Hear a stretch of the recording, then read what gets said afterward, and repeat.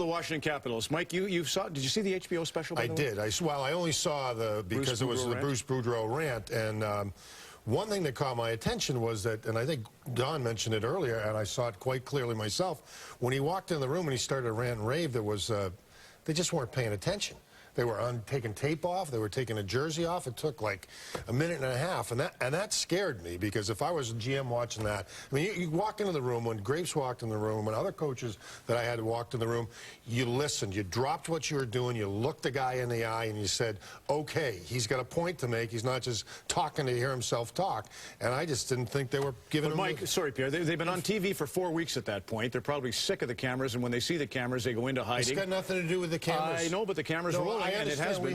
We had that conversation a little while ago. Bruce didn't name names. You know, if you're in a if you're on a rant, you'd have named names, but he didn't, because he's on TV. So do you think it's? But the point is, I mean, he was obviously upset, though. I mean, he was obviously upset. Sure. But when you walk in the room, and this is unfair, but that's what you're going to get with 24/7 TV. What I saw was a team that was not fully riveted on the coach, and I think I would take that as not the killer sign of all, but not a good one. All eyes are on the coach. You know, I think the GM does not think that is an issue. He believes in Bruce Boudreau, does not think that is the problem with the Washington Capitals. They're down 3-1 tonight. They were down 3-0, and they were stumbling all over the ice, making, I thought, really silly plays. Here's Ovechkin. I mean, circles the net, fans on the shot, falls down. It's almost a Keystone Cop-ish, and that's a shot that he makes last year almost any time. And watch the line change on this. That's a sign of a lack of discipline.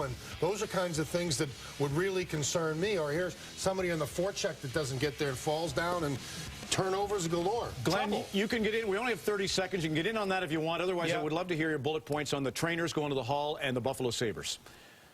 Well, Mike, when he coached, he had to have, when he walked in the room, all the players had to acknowledge him. And you have to acknowledge that to be right, Mike. Well, maybe this coach doesn't have as big an ego as you and doesn't need to be acknowledged. The other thing, the trainers, they're going to approach the Hockey Hall of Fame. They want to go into the Great Hall. Think about Tommy Naylor, who invented the portable skate sharpener. Well, they've got a little small part of the hall. They should go into the big part of the hall. They deserve it. They're a fabric of the game. If your name goes on the Stanley Cup, you should be allowed to go into the hall. Okay, you don't have time to say the Buffalo Sabres sale is going to go through, you think, Glenn? Go ahead, Pierre. Nicholas Bergfors is on the trade block for Atlanta. He was part of the Kovalchuk trade last year, and yeah, that Sabres sale will go through before the end of the season.